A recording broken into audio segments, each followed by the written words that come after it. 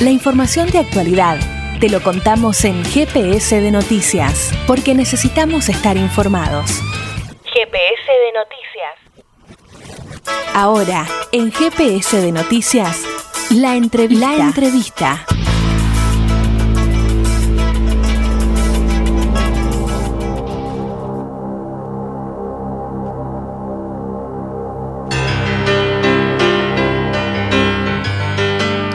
Aquí en un nuevo bloque de GPS de Noticias, abordando lo que es a 45 años del golpe militar, cívico y empresario que se vivió hace 45 años, en 1976, y ahora para hablar, y eclesiástico por supuesto también, y ahora para hablar un poco de lo que significó ese golpe hace 45 años aquí en Río Cuarto. Vamos a estar dialogando a quien tenemos ya en línea, Omar Izaguirre, el director del Archivo Histórico Municipal. ¿Cómo estás, Omar? Marcos te saluda. Buenas tardes, Marco, y a la audiencia de GPS, un gusto en saludarlos también. Por favor, el gusto es nuestro por tenerte aquí y que nos puedas despejar un poco el panorama histórico de lo que sucedió aquí en la ciudad. Te leía en declaraciones recientes que mencionabas que aquí en Río Cuarto el golpe no suscitó demasiado interés, sino que las cosas se mantuvieron con bastante normalidad, según tus palabras. Esto es lo primero que me motiva es a preguntarte si esta aparente normalidad que se vivió aquí en Río Cuarto fue por una apatía del público riocuartense, del ciudadano riocuartense, porque ya había un consenso de la sociedad, o porque en realidad la noticia ya se venía gestando desde antes. Verdaderamente, de todo un poco. Se habían vivido instancias dramáticas en Río Cuarto en tiempos anteriores a aquel miércoles 24 de marzo de 1976. Esta ciudad, en el marco de una provincia, había tenido bastante tiempo antes la interrupción del gobierno de la provincia del doctor Ricardo Obregón Cano en el suceso que ha pasado a la historia con el nombre del Navarrazo. Pero en 1974 y 1975 la ciudad vivió una inédita, y no se ha vuelto a repetir, violencia inusitada que estaba configurada por ataques a la propiedad, detenidos y demás, y estábamos hablando de que se desarrollaba un gobierno constitucional. De modo que el tema desde el mes de diciembre del 75, en enero y febrero, bueno, era un secreto a voces que el golpe militar podía suceder en cualquier momento. No había un cronómetro que indicara con precisión cuándo eso sucedería. Incluso el 24 de marzo, la prensa del Río Cuarto, y particularmente cito la prensa gráfica a través del diario El Pueblo, a través del diario La Calle, no tuvieron la oportunidad de anunciarlo porque eso sucedió a última hora de la noche y primeras horas de la madrugada del día 24. Tanto es así que el pueblo va a noticiar que se considera inevitable e inminente la quiebra institucional. A partir de las 4:30 de la mañana, fundamentalmente el centro neurálgico de la política de la ciudad, esto es el Palacio Municipal, que concentraba al Departamento Ejecutivo a cargo de la señora Delia Castaño de Rodríguez Vázquez, y el Consejo Deliberante,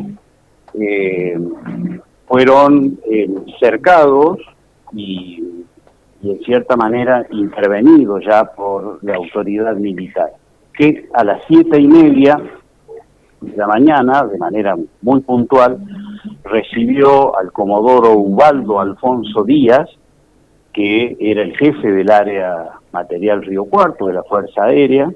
Como digo, entró al Palacio Municipal, estuvo reunidos con la intendente y los secretarios del gobierno municipal y algunos concejales de ambos bloques en la época, el peronismo y el radicalismo.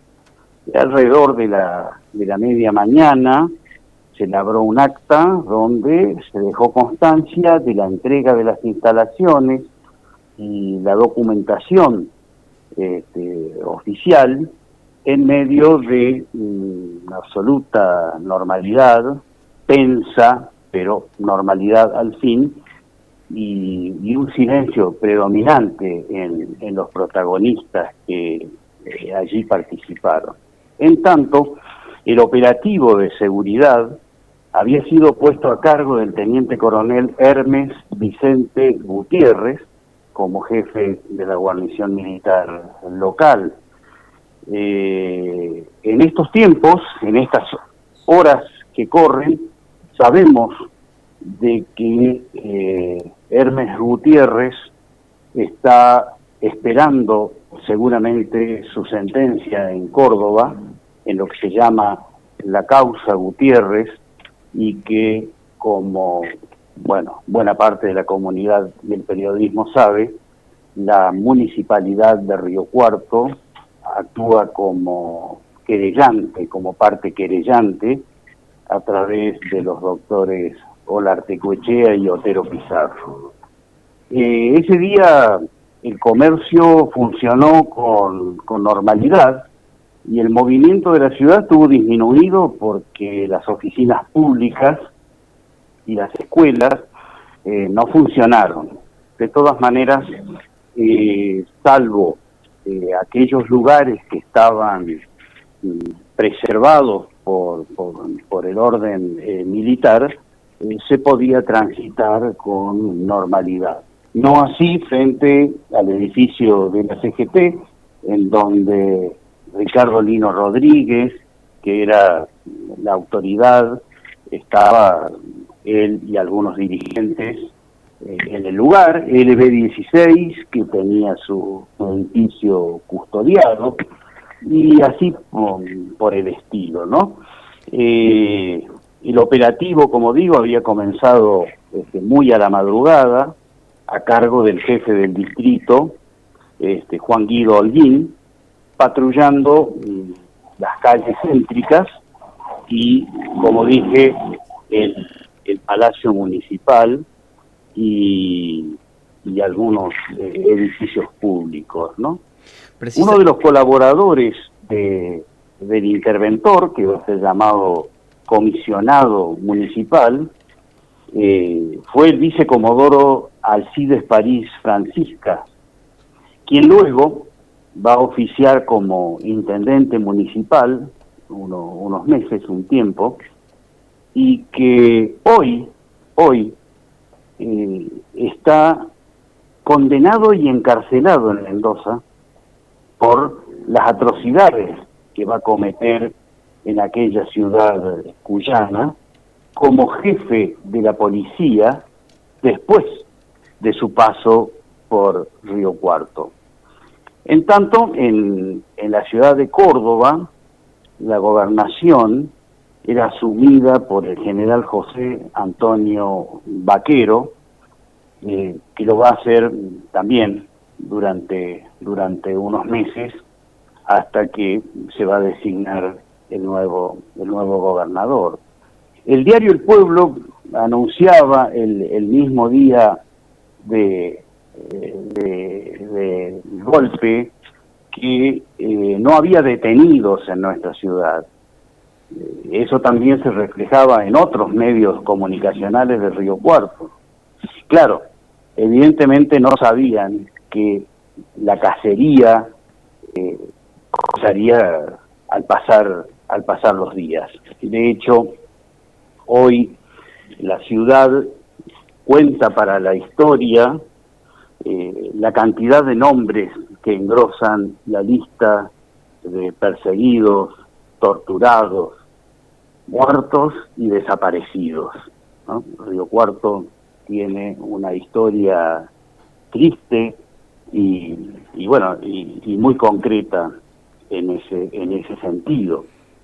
La señora Delia Castaño, hoy nonagenaria, todavía es sobreviviente del inicio de esta tragedia que hemos atravesado los argentinos y que ha tenido una puntual conmemoración año tras año a través de las movilizaciones de distinto tipo que han hecho las organizaciones y los militantes, y como alguien decía hace unos minutos, en cierta manera es una obligación recordar, y con los nombres. Por eso es que en alguna manera en esta breve entrevista los estoy dando, ¿no?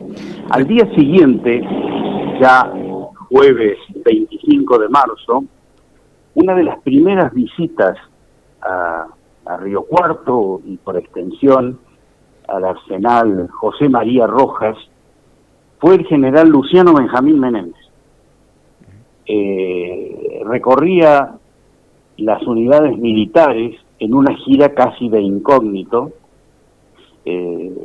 como digo, a las unidades militares que correspondían al tercer cuerpo de ejército. Indudablemente que las instrucciones y el control de las tropas y seguramente lo que ya eran los objetivos básicos de la Junta Militar vinieron a ser expuestos por este singular militar que también está en la historia oscura de nuestra provincia y de nuestro país. Rápidamente se constituyeron las autoridades municipales. Así, por ejemplo, el teniente primero José Mercau se hizo cargo de la Secretaría de Hacienda, el ya nombrado teniente coronel Juan Guido Holguín, la de Obras y Servicios Públicos, en tanto el teniente primero médico riocuartense Jorge Mercau lo hizo en la Secretaría de Bienestar Social, ¿no? Es por allí estremecedor, ¿no? Cuando uno lee las columnas escritas por nuestros periodistas, en este caso, bueno, por la brevedad me voy a referir al diario El Pueblo, el decano de la prensa escrita de Río Cuarto, que el día jueves dice a toda página: en nuestra ciudad reinó ayer la calma.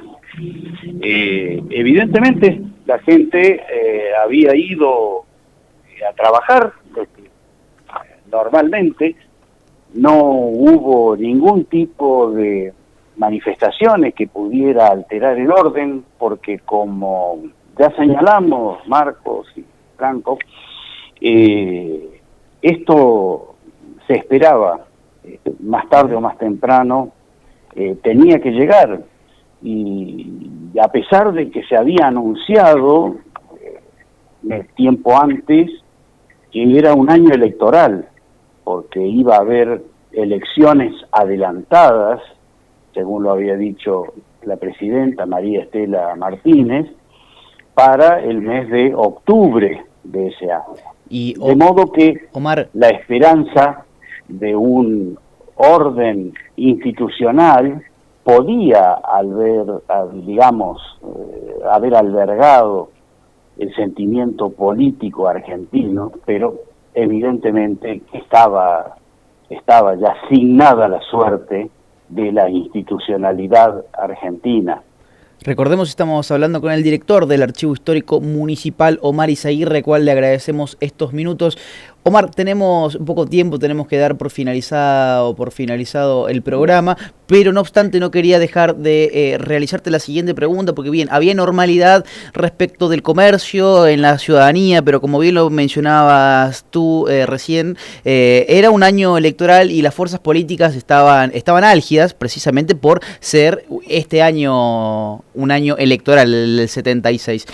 ¿Cómo reaccionó, ya algo mencionabas respecto de la CGT? ¿Cómo fueron las reacciones los días posteriores de los protagonistas, los actores políticos en Río Cuarto? Ya mencionaste profusamente el accionar de la prensa, algo mencionaste de la CGT, y ¿qué pasó respecto de los actores políticos en la ciudad? Bueno, la verdadera intencionalidad y fundamentalmente los métodos, la intencionalidad la podía intuir cualquiera que estuviera informado. Hay que ver que también la ciudadanía no contaba, como en estos tiempos, con todos los medios que están a disposición. Hoy es muy difícil tener que reconocer que no se sabe o no se conoce, cuando no se quiere. En aquel momento tal vez no todos tenían acceso al diario, ¿no? Pero no obstante, qué sé yo, el día miércoles la gente no se perdió el partido de Argentina y Polonia, que lo pasaban por la tele al mediodía. Son cosas que uno las señala hoy, las mira, y bueno, parecen inconcebibles. Con respecto a la parte gremial, va a ser la que va a sufrir los primeros embates de la ya puesta en marcha dictadura. Va a consistir en la intervención y cierre directo de la mayoría de los gremios. La CGT va a ser ocupada y cerrada. Los dirigentes gremiales van a ser los primeros en tener que pasar por las comisarías y estar detenidos y someterse a las condiciones que imponían los militares. Y después sí, va a comenzar fundamentalmente con los sectores de las juventudes.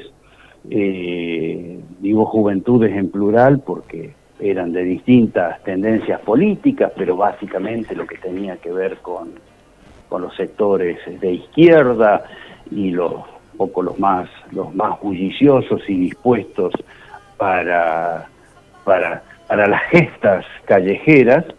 Va a ser, como digo, muy cruel. Quienes ya tenían algún tipo de información pudieron tal vez resguardarse un tiempo yéndose de la ciudad, y aquellos que estaban sumariados por la policía de la provincia o por la policía federal e informados al Poder Ejecutivo, bueno, quizá pudieron permanecer presos, pero salvar sus vidas. De hecho, la cárcel del Buen Pastor ya había tenido a su primera detenida política, la señorita Gladys Ambord, increíblemente presa con 17 años, siendo alumna del colegio comercial. En fin, se fueron desarrollando gradualmente y bueno, por supuesto, cuando uno lo mira potencialmente en lo que era Río Cuarto, en su cantidad de habitantes y la gente afectada por esto, indudablemente el resto de la comunidad no se sentía ni partícipe ni perjudicado directo. Las consecuencias vendrían después, con el plan económico puesto en marcha, con el cierre de las fábricas, las pequeñas empresas, algunos comercios, y bueno, toda una historia que ya figura en los libros, ya está contada, que va rumbo al medio siglo, que nos duele, que se sufre, especialmente por quienes protagonizamos como testigos o como partícipes o como parte de la política local, provincial y nacional, ¿no? Muchas gracias, Omar, por estos minutos. Omar Izaguirre, el director del Archivo Histórico Municipal. Agradecerte no solo por haber salido aquí en nuestro programa, en GPS, para poder ilustrarnos lo que pasó aquí en nuestro terruño local, en nuestra ciudad, en Río Cuarto, porque mucha información llega de lo que pasó en Buenos Aires, el epicentro de lo acontecido, pero poco se difunde lo que sucedió aquí, y es muy importante esta tarea militante que estás llevando adelante desde el Archivo Histórico Municipal, para que también las nuevas generaciones puedan empaparse un poco de lo que significaron estos años para la Argentina y, por supuesto, particularmente para todos los recuartenses. Te agradecemos mucho la comunicación, Omar. El gusto de estar con ustedes y, bueno, hasta cualquier momento. Te mandamos un gran saludo.